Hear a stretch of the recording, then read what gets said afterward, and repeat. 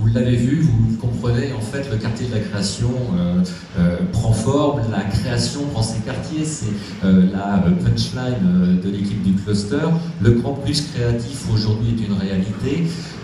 Il côtoie les lieux culturels, les lieux économiques, il côtoie également les habitants et les citoyens, ce qui lui confère en fait une identité et une dynamique singulière qui aujourd'hui font du quartier de la création à la fois une référence au niveau national, mais également une référence de niveau international. Et nous sommes aujourd'hui sur un territoire dont la singularité fait qu'il n'y a pas d'équivalent au niveau national, ni même européen. On a eu une approche, disons, bienveillante sur l'ensemble du site. On n'était pas nantais, on est parisien, c'est une agence parisienne.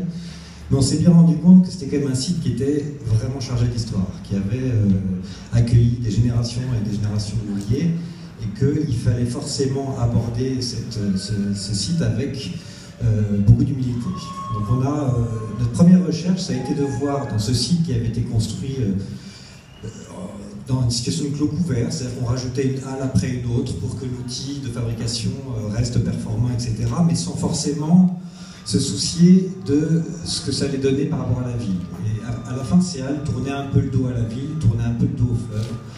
Et le premier grand geste que nous avons voulu faire, c'était de recréer deux grands bercements en démolissant deux halles pour créer un axe nord-sud et un axe est-ouest qu'on voit mieux sur les images à l'arrière. Ces deux halles démolies nous ont permis de définir des bâtiments et non plus une grande zone considérée comme les Alstom, et du coup d'avoir des nouveaux adressages, des nouvelles entrées, et aussi de donner des possibilités à des nouveaux usages en améliorant les conditions d'éclairement naturel de ces bâtiments puisqu'ils étaient trop épais dans leur conception industrielle.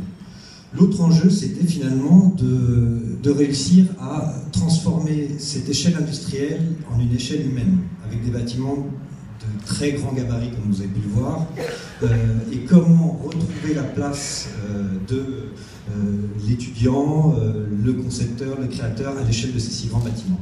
Donc on a voulu identifier vraiment un axe majeur d'études qui sont l'animation des rez-de-chaussée. C'est ce que tous les urbanistes demandent toujours aux architectes, j'espère qu'il y aura des commerces en bas, j'espère que ce sera animé, etc. Et nous, cette approche-là, on l'a eu par l'activité. C'est-à-dire qu'on s'est vraiment dit, en parlant avec Pierre-Jean, que tous les ateliers lourds, notamment de l'école des Beaux-Arts, quand je dis ateliers lourds, c'est un peu barbare, mais c'est les ateliers de bois, les ateliers de serrurerie, de poterie, etc. C'est des événements magiques dans la ville. C'est-à-dire quand on peut vraiment voir ce qui se passe, c'est comme les grands cuisiniers, maintenant, on dit toujours qu'ils préfèrent que leur cuisine soit ouverte. Et bien, je crois que c'est un peu ce qui va se passer avec l'école des Beaux-Arts, c'est-à-dire que la cuisine sera ouverte, on pourra voir comment on fabrique les œuvres d'art, comment elles s'exposent, et on est vraiment symboliquement dans un bâtiment extrêmement ouvert. Et j'aurais tendance à dire encore plus ouvert aussi par la situation du parvis dont on a parlé, qui sera la future terrasse du restaurant. L'appel a été lancé. Et ce parvis-là, pour moi, il était extrêmement intéressant et important dans le projet parce qu'on est à cheval entre un espace public et un espace privé. Voilà. Et je crois que de plus en plus, on va se retrouver dans ces situations-là où l'espace privé, finalement, donne un accès public et permet de faire un équipement complémentaire. Voilà. Il ne faisait pas partie du programme, ce parvis, mais pourtant, il est arrivé. Et je suis sûr qu'il prendra place très fortement dans le quartier de la création. Ce qui caractérise en fait le projet, c'est déjà son emplacement, puisqu'il est, en fait, il est derrière vous. Hein. Ce sont donc les halles de la charpente métallique qu'on aperçoit là.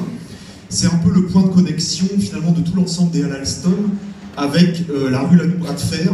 C'est là que le site industriel en fait rencontre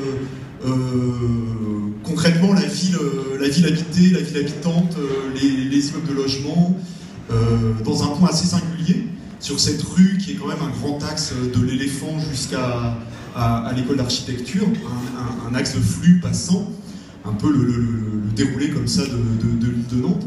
Et face à ce square de l'île Mabon qui a été en son temps conçu par Alexandre Chemetov, et c'est une percée en fait vers la Loire, qu'on a finalement assez peu dans le site, mais alors qu'elle est juste là, juste à côté.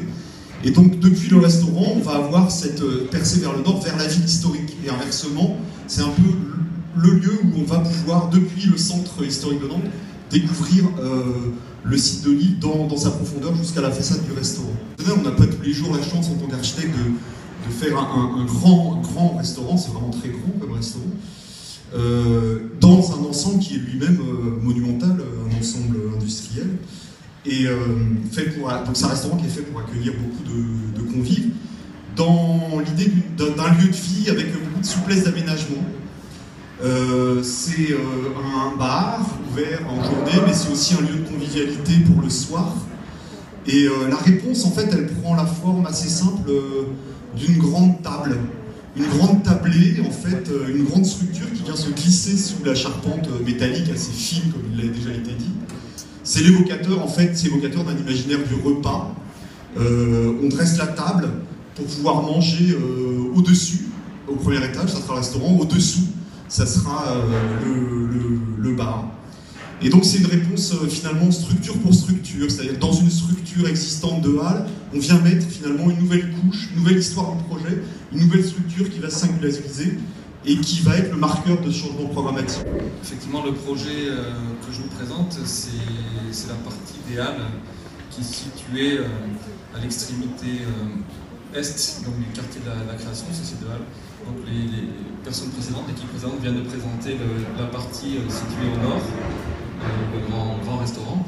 Et nous, le projet qui nous intéresse, c'est la continuité de ces deux halles, 1 et 2, situées au sud de cette percée, qui est dénommée le mail du Front populaire, qui va longer tout le quartier de la création le long de l'école des Beaux-Arts, pour aller finir vers l'école d'architecture. Pour définir le projet, il ne s'agit pas d'un équipement traditionnel, d'un équipement culturel au sens propre du terme. C'est vraiment un lieu capable, qui nous a été demandé de créer, un lieu capable de susciter des synergies entre des valeurs d'expérimentation et de représentation, de monstration. Un lieu capable de garantir une médiation permanente avec la ville, les habitants et les utilisateurs du lieu. Expérimenter, montrer, échanger, développer. Ce sont les maîtres mots qui ont guidé le développement du projet.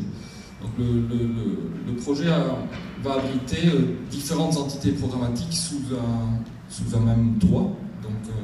C'est un bâtiment patrimonial un petit peu compliqué à réexploiter, mais on a essayé d'en tirer, en fait, j'allais dire, le parti de prix, enfin l'exploitation maximum en fait, du volume.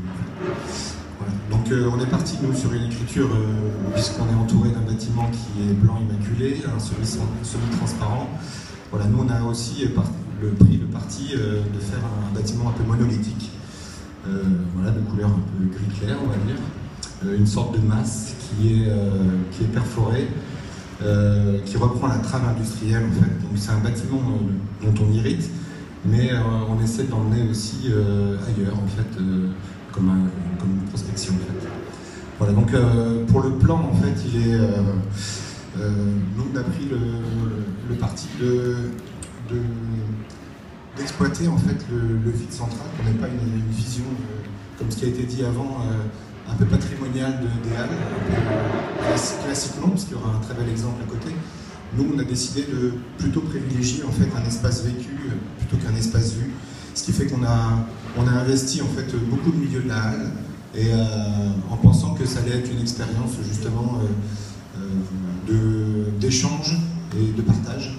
Via des usages en fait, qui viennent s'égrener dans ces grands vides centrales. Donc le grand volume sera ponctué avec ici. Pour la première fois, ça m'a énormément frappé la manière comment vous, à Nantes, vous serez approprié des sites industriels abandonnés. Ça m'a énormément rappelé aussi des qualités de Berlin, une ville également assez créative, ouverte, jeune, avec un esprit.